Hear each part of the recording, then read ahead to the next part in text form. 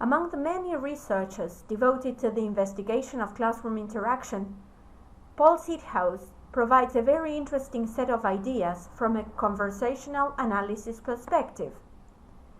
He departs his analysis by establishing the key goal of the genre, which he defines as the institutional core goal in L2 classroom interaction. What is it? That the teacher will teach the learners the L2. In second language teaching, the institutional goal of the teacher teaching the L2 to the learners remains constant, whatever the teaching methods, whatever the L1 and L2, and wherever in the world the L2 is taught. It remains the same if the teacher delegates some responsibility to learners in a learner-centered classroom or learner autonomy approach. From this core goal, a number of consequences will be both logical and inevitable, which affect the way in which L2 classroom interaction is accomplished. This goal will have very important consequences in the structure of interaction. And among these consequences, Sithaus identifies three interactional practices of classroom interaction that are key. The first one is that language is both the vehicle and object of instruction. There is a reflexive relationship between pedagogy and interaction, and interactants constantly display their analysis of the evolving relationship between pedagogy and interaction as a second aspect.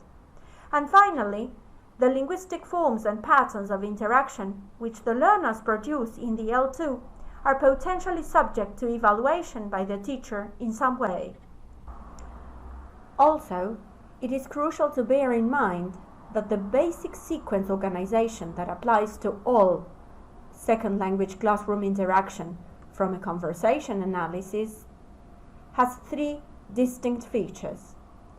The first one is a pedagogical focus, which is introduced by the teacher, but it may be nominated by learners.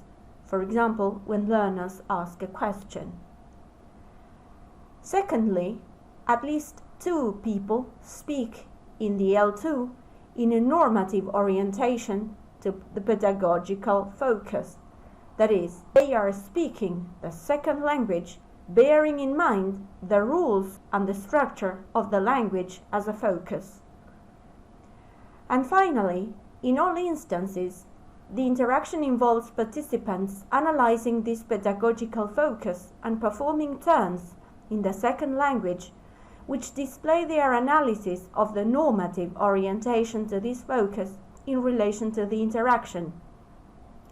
So we can say briefly that this main focus on the language, which is established by the teacher, though sometimes also introduced by the student, has the typical characteristic of being focused on the interaction primarily and secondarily on the language itself, on the structure of the language, on this normative orientation that is part of the task of learning it.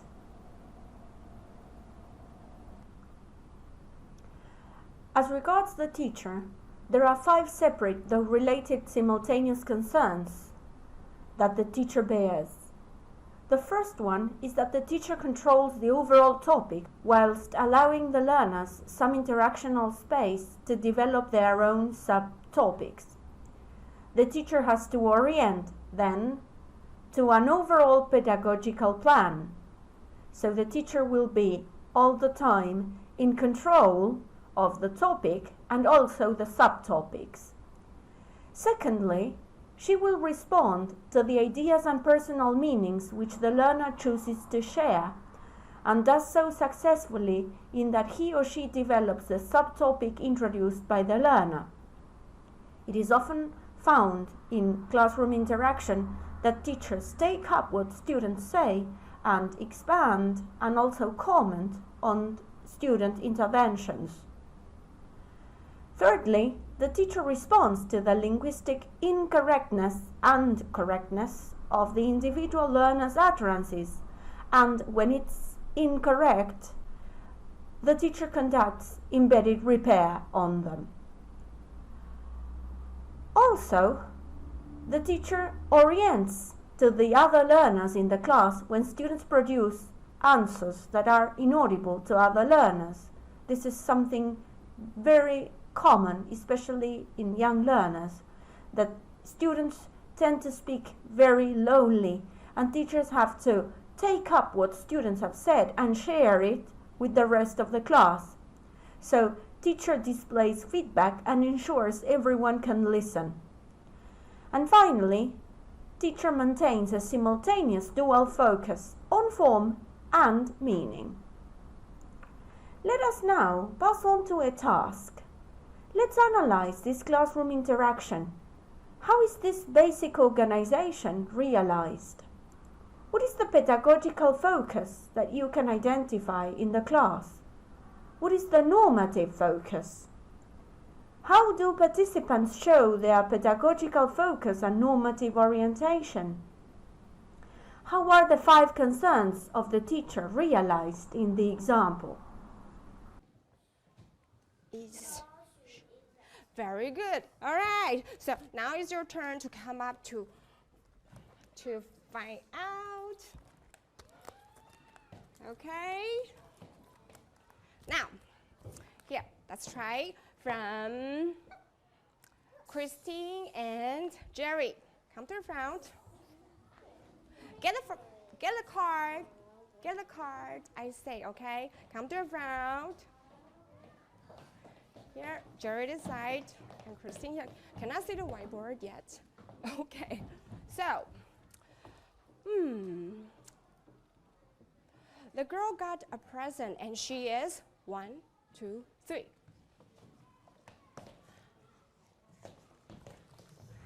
Okay, you say. Everyone, she is surprised. Good job. Okay, Jerry, your turn. Don't go. You can go. So, the boy runs for 1 mile, and he wants to drink. He's very thirsty. Everyone, he is thirsty. He is thirsty. Good job. Okay, he is thirsty. Next twos are Pumi and Ethan.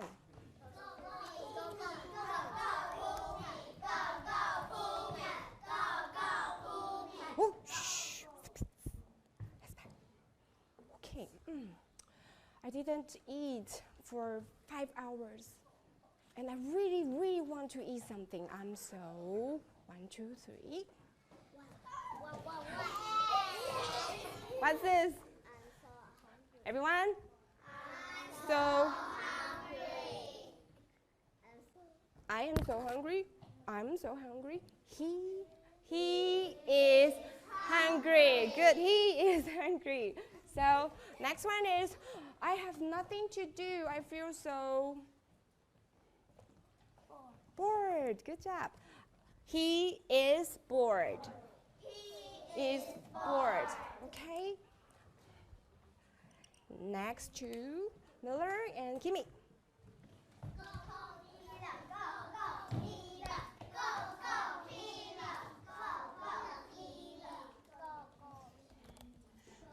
Okay. Okay, on Christmas Day, I opened my present. And I found robots I like. I'm so 1, 2, 3.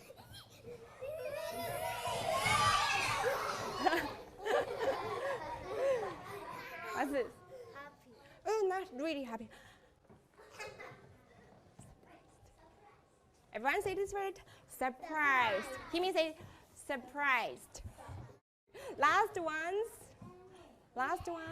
Juliana and Blues. Okay, I have 2 pictures for you to get. 2 pictures for you to get. Okay, last night I didn't study, and in the morning I got up. Last night I didn't study.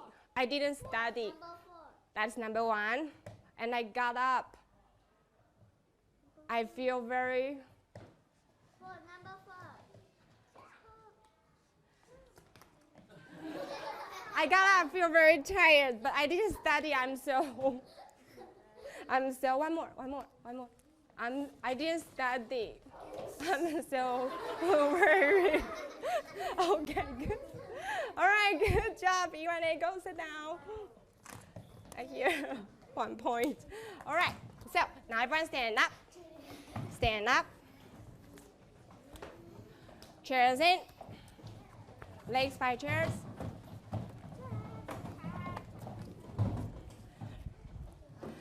Okay, are you ready? Let's take a look at these pictures and let's review, okay? So this one, excited.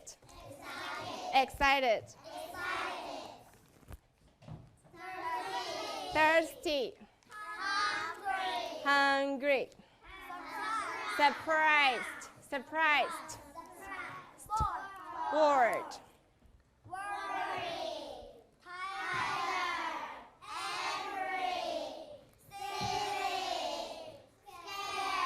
Okay, the fastest one to tell me the names of the cards can sit down. Okay, are you ready? Oh, touch your back. Aaron, you can, what's this? Scared. Everyone? Scared. Christine. Thirsty. Everyone? Thirsty. The example shows there is a clear pedagogical focus, which is that students learn to describe emotions in connection to people's facial expressions in English. The focus of the class is the vocabulary for feelings and emotions, and it is clear that both teacher and students know they are learning that bit of language. Through a sequence of different tasks, the teacher accomplishes all her 5 concerns and helps students learn English with confidence through her manipulation of classroom interaction. The example shows how socially distributed cognition takes place in the class in relation to L2 classroom interaction. The organizations of sequence, turn-taking, and repair are employed by interactants in order to display not only their social actions, but also their understandings of each other's social actions. These organizations constitute part of the architecture of the intersubjectivity, or how people understand each other in classroom interaction. Sithouse's conversation analysis of classroom interaction portrays and explicates the progress of intersubjectivity, or socially distributed cognition, as made evident in the interaction that we have just seen. He shows us how conversation analysis aims to identify ways in which participants themselves orient to, display, and make sense of one another's cognitive states, among other things. The point is then that the interactants in the examples of classroom language that we have analyzed are displaying to each other and to the rest of the class their understanding of each other's utterances by means of and by reference to the organization of turn-taking, sequence, and repair. This demonstrates the embeddedness, the inextricable intertwinedness of cognition and interaction. How does learning progress in classroom interaction? Well, 3 questions come to our mind with reference to learning. Firstly, what can we say about the learner's actual development level or current ability in second language? From the learner's perspective, it is not just a matter of understanding the propositional content of what the teacher says, that is, the meaning of what the teacher says in the second language. It is also a matter of analyzing what social and sequential action the teacher is performing and what an appropriate social and sequential action in response they are expected to provide.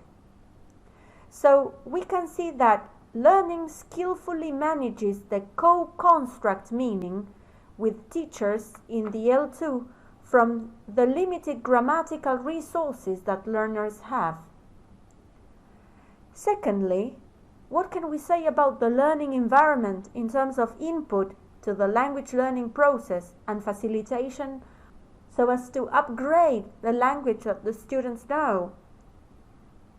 Learning is co-constructed by the use of interactional resources and to explicate the progress of their learning and their socially distributed cognition or intersubjectivity. So from a broader perspective, conversation analysis in the analysis of the language of the classroom is able to explicate the reflexive relationship between pedagogy and interaction and how learning takes place through interaction. And finally, how does the process of L2 learning take place? Well, Seedhouse suggests that the canonical way in which an L2 lesson progresses is that the second language teacher introduces a pedagogic focus and the learners produce a specific linguistic form and pattern of interaction in the L2 in a normative orientation to that pedagogical focus of the teacher. So the teacher then evaluates the learner's turns and progresses the lessons in a particular direction on the basis of the evaluation.